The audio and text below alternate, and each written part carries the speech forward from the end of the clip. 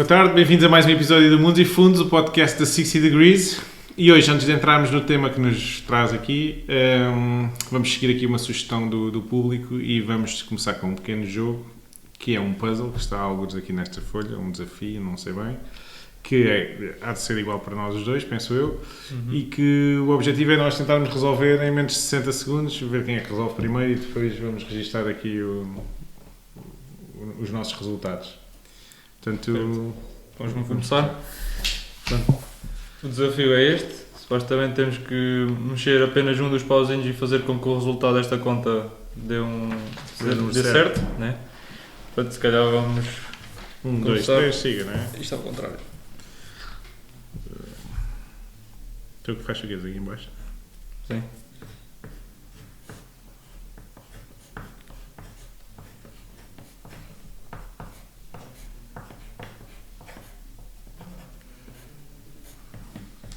Eu já resolvi. Muito bem. Então, como é que tu fizeste isso? Pronto, então eu tirei o sinal na vertical do sinal de mais, fica um sinal de menos e movi esse pauzinho para aqui. Vou fazer um 8 menos 4 que é igual a 4. E eu tirei este aqui do meio e passei para a vertical e faço um 0 mais 4 igual a 4. E agora? Quem é que carregou primeiro? Fazemos Ao mesmo tempo? Logo acertamos. Vamos pedir depois para... Vamos desavar. É isso. Vamos ser correto, vamos chegar a duas soluções diferentes. Parecem-me que estão as duas bem. Muito bem. Hoje o nosso episódio, o tema que gostaríamos de abordar é... portanto, se calhar temos que fazer isto depois mais vezes, mas é sobre mentiras ou falsas ideias no mercado financeiro. E hoje o que nós gostaríamos de abordar é que os juros compostos não são a oitava maravilha do mundo. Pronto, se calhar começávamos por aí, né? Se calhar por uma breve explicação do que é que são os juros compostos na teoria e o que é que isso, qual é as vantagens que isso tem nos rendimentos das pessoas. Portanto, os juros compostos, ou a utilização de rendimentos que nós temos no nosso investimento para reinvestir, pressupõe que nós nunca vamos utilizar esse dinheiro, que o nosso dinheiro, as nossas poupanças são postas a render, têm um certo rendimento e esse rendimento pode ser usado de duas maneiras. Ou retiramos-lo do investimento e gastamos, ou fazemos outra coisa qualquer com ele, ou voltamos a reinvesti-lo. E é esse ato de reinvestir que vai fazer com que essa pequena parte de rendimento, que são os, chamemos-lhe juros, gerem rendimento no período seguinte. E, portanto, serão juros sobre juros. Ou seja, que provoca um certo efeito de bola de neve ao longo do tempo. Portanto, se nós tivermos aqui o tempo e aqui o nosso montante, se começarmos aqui a investir, no primeiro período vamos ter uma taxa de juros linear, não é? Portanto, eu invisto, sei lá, 100 euros e depois chego aqui, para facilitar as contas, 110. No segundo período, quando investimos 110, assim já não vamos para 120, iremos para 121, porque os primeiros 100 geram outros 10, estes 10 geram mais um. E, portanto, o gráfico tem tendência a evoluir assim de uma maneira mais agressiva se nós utilizarmos os juros compostos.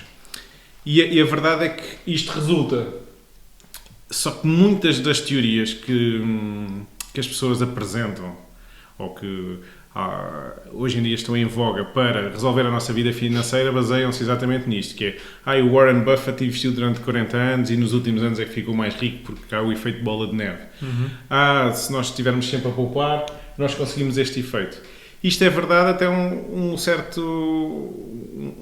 Há um limite inferior, na realidade, que é, se os capitais que nós estivermos a poupar são muito baixos, ou os capitais que nós estamos a investir são muito baixos, acaba por gerar pouco valor acrescentado e pouco valor percepcionado para as pessoas.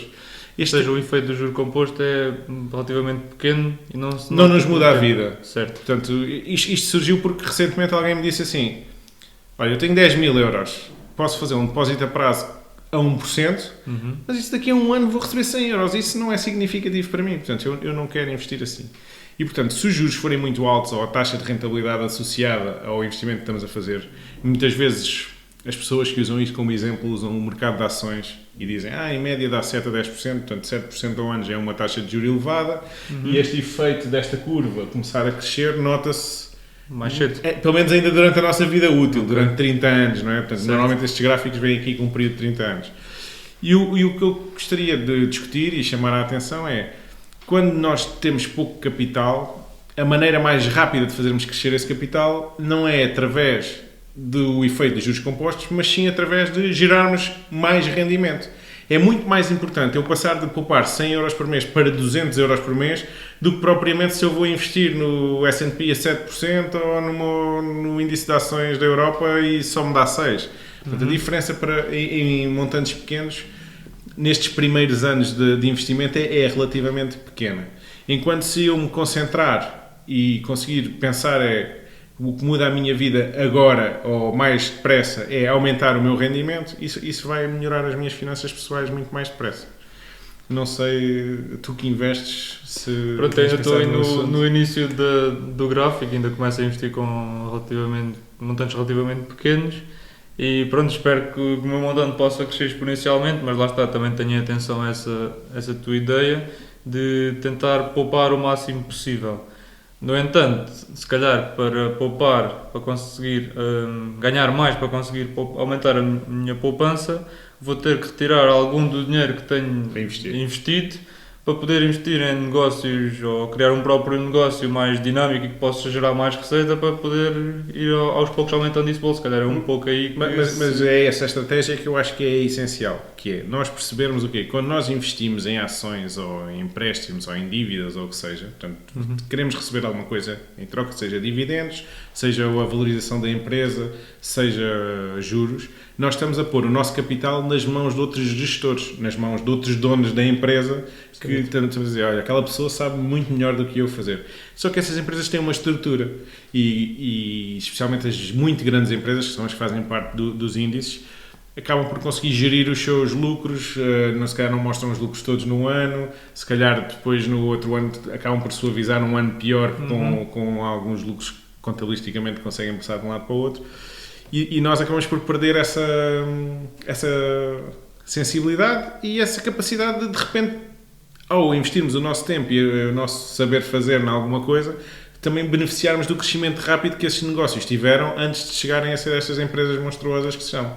E, portanto, sem dúvida, ter um pequeno negócio ou iniciar uma atividade liberal, que seja eu vou prestar serviços a alguém, mas não aqui barrado dentro do sítio onde eu trabalho, mas vou prestar um serviço em que eu sou a pessoa que está a vender, isso vai gerar muito mais valor do que provavelmente deixar o dinheiro parado, não fazer o investimento se calhar em comprar material ou em comprar stock ou em comprar o que é preciso para fazer este pequeno investimento. O investimento vai gerar dinheiro muito mais devagar.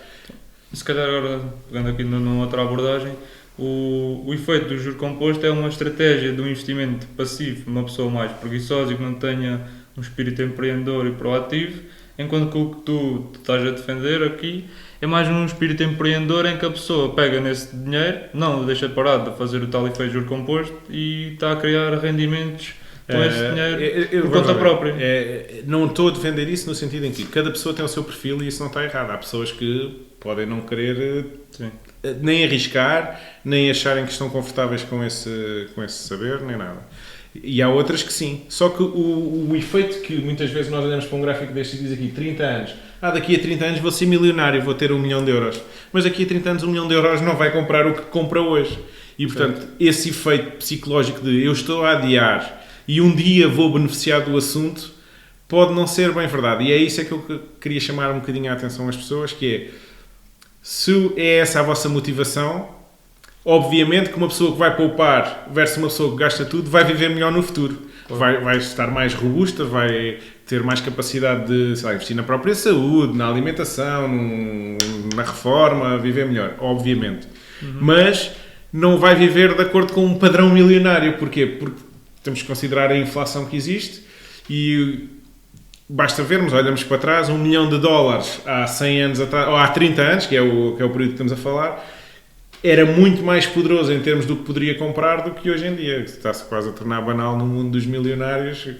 Todos os anos, naquelas estatísticas, nós ouvimos dizer que foram criados milhares de milionários todos os anos.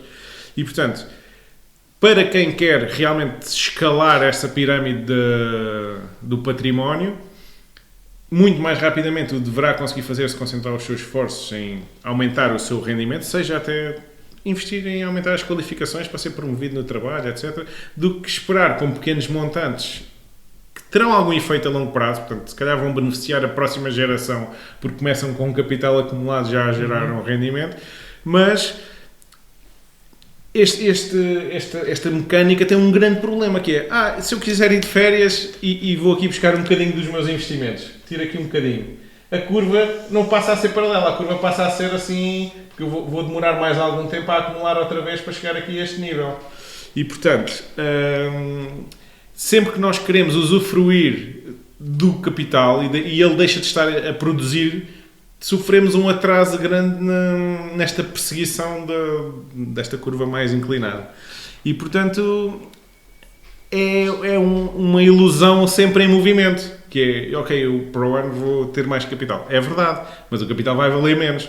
E, portanto, tem que haver uma consciência de quem está a tomar esse caminho, que é um caminho melhor do que gastar tudo, sem dúvida, mas que daqui a sermos milionários através deste caminho, ou viver uma vida diferente ou muito diferente daquela que vivemos hoje, é um objetivo muito difícil só com este efeito, com pequenas poupanças. É um objetivo um quase irrisório, vamos dizer assim. Eu não sei, para mas novas gerações. Sei que é muito difícil. Sei que vejo pessoas da nossa idade, quer dizer, não estamos propriamente na mesma idade, mas estamos dentro de um patamar de idade, portanto eu tenho 37 anos. O que eu vejo são pessoas que andam um bocadinho perdidas no que é a sua vida financeira e a sua gestão da vida financeira e que depois, como matematicamente isto faz sentido que faz, agarram-se com uma fé inabalável a um mecanismo como este. E isso acaba por não aproveitar alguns momentos da vida que na idades mais jovens deviam de aproveitar para poupar e quando chega à altura, se calhar, sentem-se depois um bocado arrependidos por não ter feito essa coisa. Sim, porque o objetivo está sempre em movimento, ou seja, é sempre daqui a 10 anos, é sempre daqui a 5 anos. E isso acaba por se tornar muito difícil o usufruto deste esforço. E é isso que as pessoas têm que ter um bocadinho de consciência, que é, este esforço é muito válido, é muito necessário em Portugal porque há pouca cultura de poupança e de investimento, mas provavelmente vão ser os nossos filhos que vão usufruir mais deste esforço. Ok. Então, se calhar agora um remate final, o que é que conselhos é que darias aos nossos ouvintes em base a este tema? Eu acho que há um primeiro investimento a fazer, que se googlarem na internet é uma expressão muito popular, que em vez do S&P 500 é o S&Me 500. Portanto, há uma parte realmente que é necessário fazer, que até devia fazer parte dos currículos obrigatórios da escola, que é o investimento em literacia financeira, para que as pessoas consigam perceber os diferentes conceitos e avaliar os diferentes riscos, que é, ok, eu aqui posso fazer um investimento mais passivo e se calhar muitas vezes nem preciso ter grandes conhecimentos do mercado financeiro, mas se calhar para abrir um negócio preciso ter alguns conhecimentos, não só da área de negócio onde estou, mas de como é que funciona a contabilidade, como é que funcionam os impostos, etc. E portanto isso vem através de aprender com quem já faz, ou devia haver até nas escolas um foco grande em dar ferramentas às pessoas para preencher o IRS, para fazer outras tarefas do dia a dia. Concordo, são ferramentas que fazem muita falta no dia a dia e que na escola não nos são nada dadas e que toda a gente devia ter o mínimo de conhecimento dessas áreas. Pronto.